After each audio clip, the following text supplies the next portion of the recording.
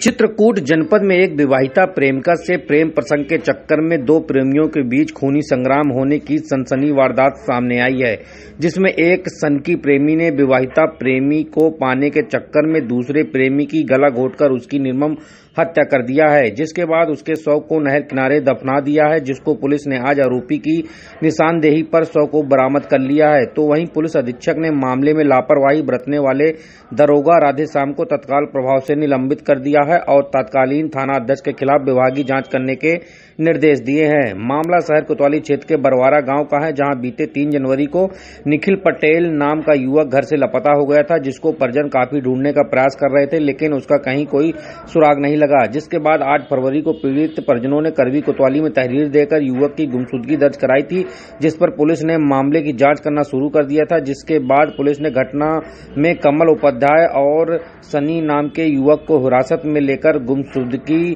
को अपहरण के मुकदमे में तब्दील कर मामले की जांच करना शुरू कर दिया था, जिस पर आज आरोपियों की निशानदेही पर बरवारा गांव के नहर के पास से लापता युवक का शव बरामद हुआ है।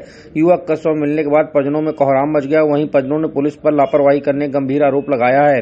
पुलिस अधीक्षक वृंदा शुक्ला ने बताया कि मृतक युवक निखिल पटेल बीते 3 जनवरी को घर से लापता हुआ था, जिसकी गुमशुदगी परिजनों ने 1 महीने बाद 8 फरवरी को करवी कोतवाली में दर्ज कराई थी। जो जांच में यह पता चला है कि मृतक निखिल पटेल का गांव की रहने वाली किसी युवती से उसका प्रेम प्रसंग चल रहा था और उसी युवती से आरोपी कमल उपाध्याय का भी प्रेम प्रसंग चल रहा था, जिस पर युवती ने अपने दूसरे प्रेमी कमल उपाध्याय से मिलकर पहले प्रेमी निखिल पटेल को बुलाकर दूसरे प्रेमी कमल उपाध्याय और उसके दोस्त सनी के साथ मिलकर उसकी गला घोंटकर निर्मम हत्या कर दिया, जिसके बाद उसके शव को गांव के नहर किनारे दफना दिया था। जिस पर पुलिस ने आरोपी कमल उपाध्याय और सनी को हिरासत में लेकर उसकी निशानदेही पर आज मृतक का शव बरामद कर लिया है। शव को कब्जे में लेकर पोस्टमार्टम के लिए भेज दिया गया और पोस्टमार्टम रिपोर्ट आने के बाद ही हत्या के कारणों का पता चल पाएगा।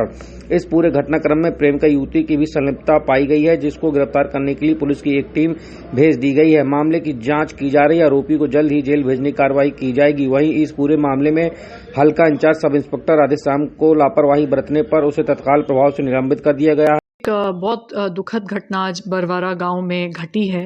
एक 22 वर्ष के युवक जिनका नाम निखिल था और जो इसी गांव के निवासी थे, वो 3 जनवरी को लापता हो गए थे एवं उनके परिवार द्वारा बहुत देर के बाद 8 फरवरी को गुमशुदगी थाने में दर्ज कराई गई कोतवाली करवी में, और इसमें पहले ढूंढने का प्रयास किया गया पर उसमें सफलता ना प्राप्त करने पर इस गुमशुदगी को मुकदमे में तरमीम किया गया और 21 फरवरी को इसमें 364 IPC के तहत मुकदमा पंजीकृत कर लिया गया था और तुरंत टीम गठित कर दी गई थी कि जल्द से जल्द युवक की तलाश की जा सके।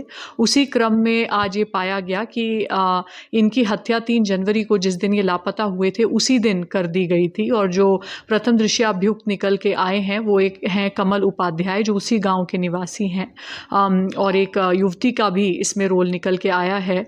और इसमें प्रथम दृष्टया प्रेम प्रसंग को लेकर विवाद होना पाया गया है, क्योंकि दोनों ही जो युवक थे उनका कुछ प्रेम प्रसंग था युवती के साथ, जिसके चलते रंजिश के तहत कमल उपाध्याय एवं युवती एवं उनके कुछ अन्य सहायकों द्वारा इनका गला घोंट के हत्या कर दी गई, जिसकी पुष्टि अभी बाद में पोस्टमार्टम में होगी। एवं इन्होंने जो लाश है वो बरवारा गांव के पास एक नहर के पास दबा दी गई थी। तो आज हमने बॉडी को एक्सह्यूम कराया है और वो पाली गई है, उसको मॉर्चरी भेज दिया गया है पोस्टमार्टम के लिए। जो मेन अभियुक्त हैं उनको भी पुलिस ने अपनी हिरासत में ले लिया गया है और सभी अन्य विधिक कार्रवाई प्रचलित है। मैम, सब बताया था जो प्रेमिका है वो भी विवाहिता है? जी, अभी इन सब चीज़ों की, इन तथ्यों की पुष्टि की जा रही है एवं पुलिस की टीम चली गई है युवती को भी अपनी हिरासत में लेने के लिए। जिसने मर्डर किया है और जिसका मर्डर हुआ है जी, ये दोनों का उसी महिला से ही प्रेम था? जी, प्रथम दृष्टया यही बताया जा रहा है। आगे विवेचना में बातें और स्पष्ट हो जाएंगी। किसी तरह की कोई अपने डिपार्टमेंट में कोई कार्रवाई की गई? जी, पहले तो परिवार ने बहुत लेट गुमशुदगी दर्ज कराई। 8 फरवरी को गुमशुदगी दर्ज हुई, लगभग 1 माह के लापता होने के बाद। लेकिन उसके बाद जो तत्कालीन थानाध्यक्ष थे एवं उप निरीक्षक राधेश्याम, जिनको ये गुमशुदगी जांच के लिए सुपुर्द हुई थी, उनके पार्ट पे भी थोड़ी सी लापरवाही प्रतीत होती है कि उन्होंने समयबद्ध रूप से उचित विधिक कार्रवाई नहीं की और FIR में तरमीम करने में लंबा समय लग गया। तो इसी के संबंध में दोनों के विरुद्ध विभागीय कार्रवाई का आदेश पारित कर दिया गया है।